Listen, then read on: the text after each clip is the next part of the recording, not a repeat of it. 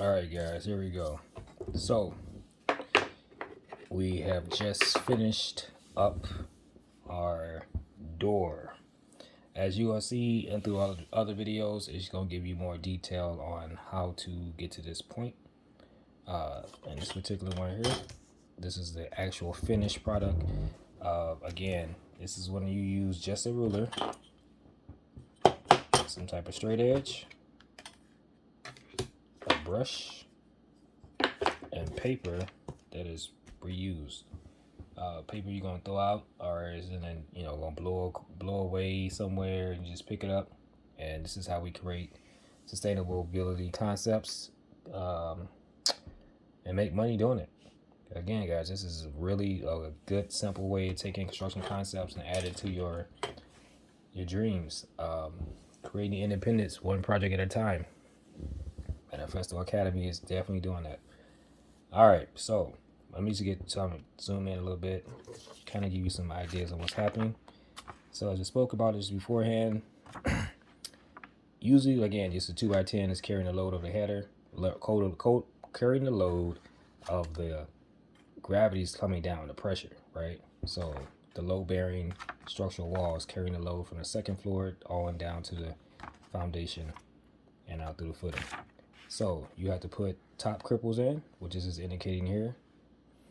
We put a 2x10 header in there, so 2x10 door header, rough opening. So 3068. So that means your width comes first, then your length. And by the previous videos, it explains to you in depth how you will really get the rough opening, which is 3'3". This is 30.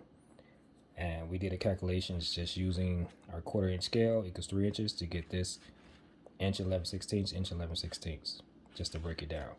Now our scale is a 1/2 inch equals 1 foot. So this is what this is for our scale, overall wall height.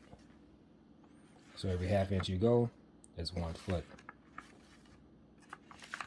Now our stud layouts, because it's a 15 foot by it's 15 foot by 12, we use 3/4 layouts for that. Found center, 3/4 layouts from there.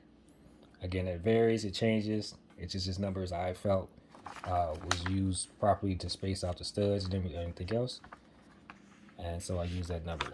All right, so fire blocks are put in, right? So you'll label the fire blocks. These are hidden lines indicating the height of this actual height of the door itself.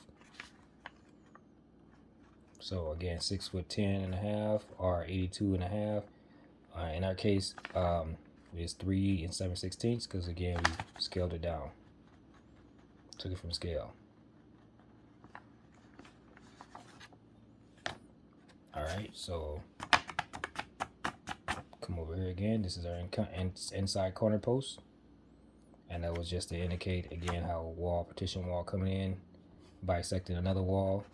They use these blocks to tie into that second wall. Again, you also, some individuals do put a full 2x6 or whatever it may be in there, so you create backing. So when the wall goes in there, you got to have some backing for the drywall to slide into the pocket. So they do that. Yeah, so this is pretty much on that. Double top plate. Then you got your bottom plate. Let's continue. Since it's a 3/0 door opening, some individuals do put double trimmer stud or jack stub in there to help carry the load. Again, depends on who you're working with, man. So you see I did a 2x4 on top. Usually there is a 2x4 on the bottom as well. Some call it waste, but I think it's gives us a better nailing surface for the studs, the trimmer stud and the jack stud to nail into. So again, if you shoot this up, you'll back shoot it this way, and then you'll toe nail it into this way. But if you have that 2x4 on the bottom of it, it just gives you a more solid surface, more meat and potatoes to tie into. But again, it depends on who you're working with and how they feel about you using extra 2x4 or something like that, just to give you a capped 2x10. Again, this is smashed together, so you're looking at a 1.5 inch thickness plus a 1/2 inch plywood. Another 1.5 inch thickness gives you what? Yes, 3.5. So you put that 2x4 on there flat, that'll cap that bad boy, make it look like a it will look like a you like look at a peanut butter jelly sandwich. I say that, just know that you got the crust, the two crusts, and then you got the jelly and the peanut butter in between. That's the glue and the plywood smashed all in between. All right, let me see. Yeah, so I didn't really waste time to giving you guys, again, just you want to label your each part, what each one is. You know, find a comfortable number. Like for me, literally, again, you measure over. Make sure your dimension lines does not touch the actual object itself, but you'll make everything look symmetrical all the way across. And that's pretty much going to seal our deal for wall sections. And it's going to be the shortest video you're going to have.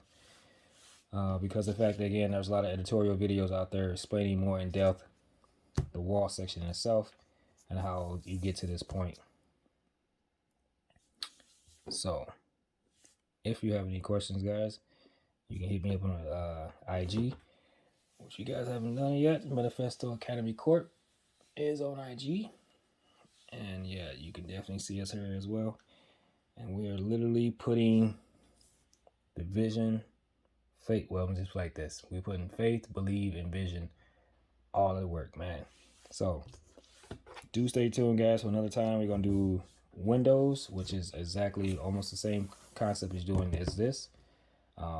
Little difference here and there, but again, you really got to understand when you're doing doors and windows, you got to look at the door and window schedule, nailing schedule, or door schedule, really door schedule, and that'll tell you what your rough opening will be for your particular layout for depending on double hang door, bifold doors, all those things will be on the door schedule. Same thing with windows as well, what kind of sash you might need and how much spacing you may need to do that. So all those things plays a factor with the door and window schedule. So you can call a manufacturer up and ask them what's the rough opening may be. They give you that, or you look at the architectural design drawings. But there's a number they give you, rough openings for doors and windows. All right. So just kind of give you the idea a little more close up. I know my camera's not so good at times. All right, so 6 foot 10.5 or 82.5.